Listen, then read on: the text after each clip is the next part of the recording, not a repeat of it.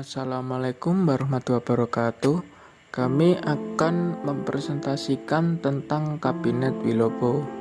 Berikut presentasi kami. Kabinet Wilopo 1952 sampai 1953. Tentang Wilopo.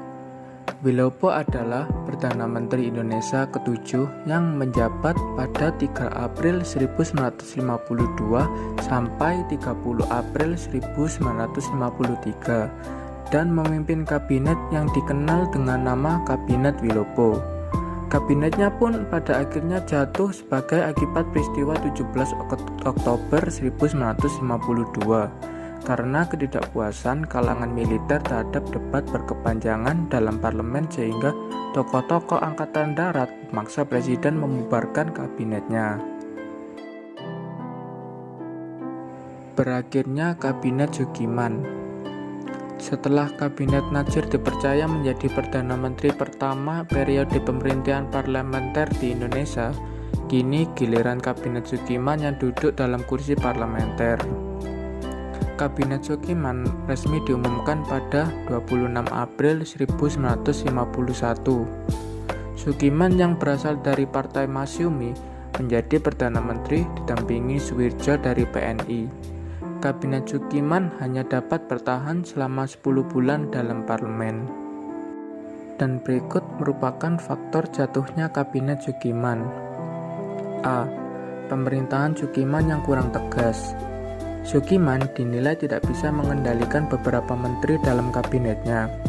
Hal ini dari keputusan Menteri Dalam Negeri Iskak yang mengeluarkan instruksi untuk menonaktifkan Dewan Perwakilan Rakyat Daerah yang terbentuk atas Peraturan Pemerintah Nomor 39 Tahun 1950 segera setelah kabinet mulai bekerja. B. Kegagalan politik bebas aktif. Kabinet Sukiman dianggap gagal dalam menjalankan politik bebas aktif. Meskipun Sukiman berpegang pada prinsip politik bebas aktif yang dianut Indonesia, namun dalam prakteknya Sukiman cenderung dekat dengan Amerika. Proses dibentuknya Kabinet Wilopo. Setelah dimisionernya Kabinet Sukiman dari jabatannya, kembali Republik Indonesia dihadapkan pada permasalahan yang sama, yakni kekosongan pemerintahan. Selama 35 hari, Indonesia mengalami krisis kabinet. Baru 5 hari setelah pengunduran kabinet, diterima Presiden melalui babak baru untuk melakukan hearing dengan para pemimpin partai-partai. Presiden hanya memanggil perwakilan dari pihak-pihak yang telah duduk di kursi Kabinet Sukiman.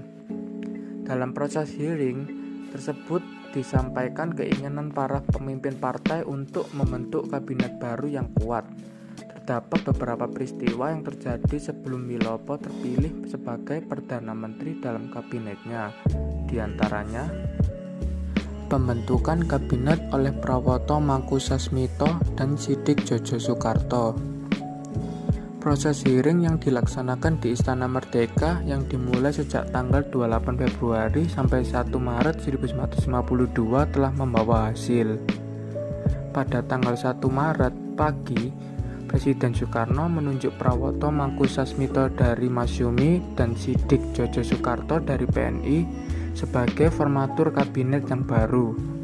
Dari kedua partai ini menyatakan bahwa keduanya telah siap dalam menghadapi pembentukan kabinet yang baru.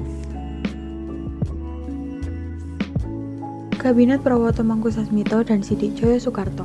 Masyumi telah menyusun program pemerintahan yang prinsipnya telah dikemukakan Natsir kepada Presiden pada saat proses hearing.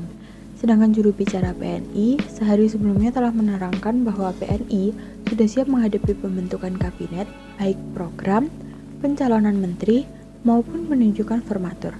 Dalam menjalankan tugas untuk membentuk kabinet baru yang kuat, Presiden tidak memberi batasan waktu kepada kedua formatur. Akan tetapi, diharapkan agar selekas mungkin mengajukan daftar menteri-menteri baru. Kedua formatur mulai melakukan perundingan-perundingan guna mencapai kesepakatan dalam dua partai tersebut.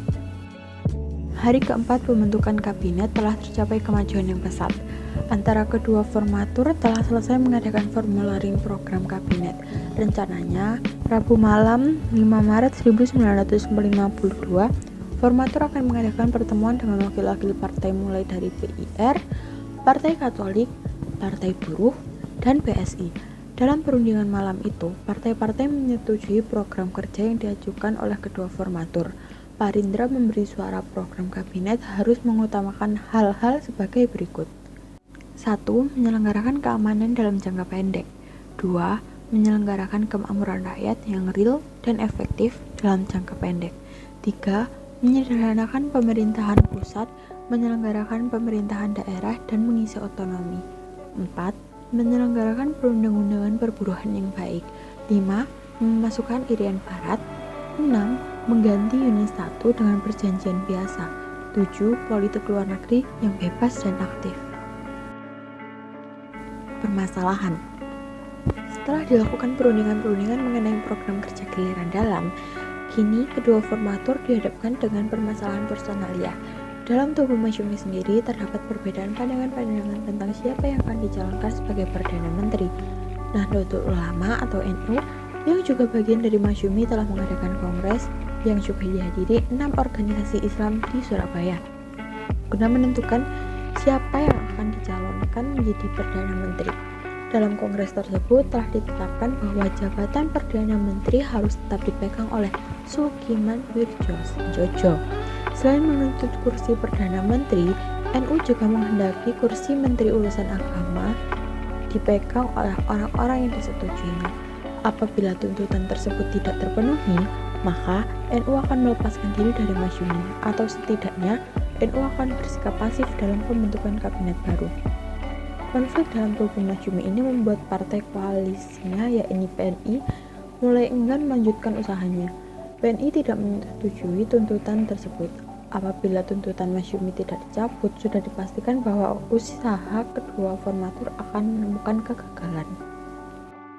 Kegagalan kabinet yang dibentuk hampir 3 minggu ini terletak pada perbedaan interpretasi terhadap penempatan personalia atau formasi dalam tubuh kabinet. Selain itu, menurut Sidi, usaha-usaha membentuk kabinet ini terhalang oleh usul Prawoto yang menunjukkan calon Menteri Masyumi hanya dari kalangan Natsir. Sidi lebih suka bila semua kelompok dalam Masyumi mewakili. Prawoto berpendapat bahwa kegagalan formatur disebabkan oleh perbedaan antar keduanya mengenai personalia dan komposisi kabinet. Kabinet Wilopo. Di hari yang sama, setelah membebaskan Prawoto dan Siddiq dari tugasnya sebagai formatur 19 Maret pagi, Presiden Soekarno menunjuk Wilopo dari PNI sebagai formatur untuk membentuk kabinet yang baru. Keputusan ini disahkan secara resmi sesuai keputusan Presiden nomor 71 tahun 1952. Sebelum menunjuk Wilopo, Presiden telah berunding dengan Mr. Tambunan. Ketua Parlemen dan Parlemen menyatakan mendukung keputusan tersebut.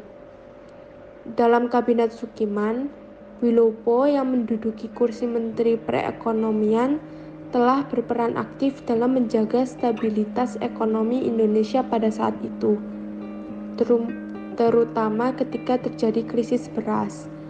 Wilopo mengeluarkan kebijakan yang bernama injeksi beras. Jatuhnya Kabinet Wilopo. Program kerja yang diusung Kabinet Wilopo tidak berbeda dengan kabinet-kabinet sebelumnya.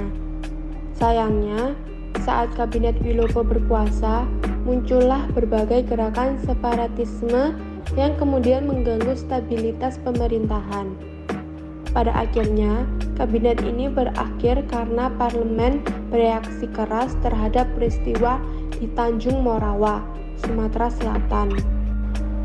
Peristiwa di Tanjung Morawa ini terjadi karena pemerintah menyerahkan kembali tanah DVP yang sudah lama ditinggalkan oleh pemiliknya yang merupakan kebijakan dari kabinet sebelumnya.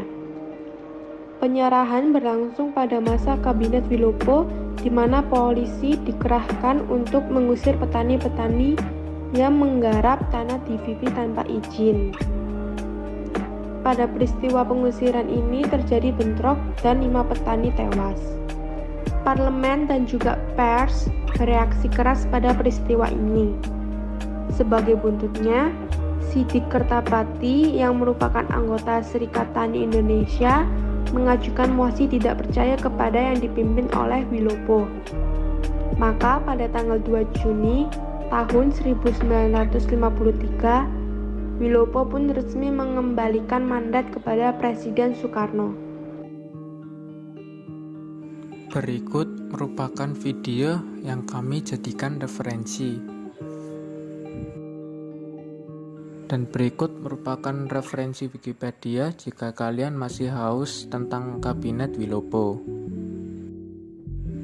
Terima kasih sudah mendengar sampai akhir. Mohon maaf jika ada salah kata yang kami sampaikan. Terima kasih. Wassalamualaikum warahmatullahi wabarakatuh.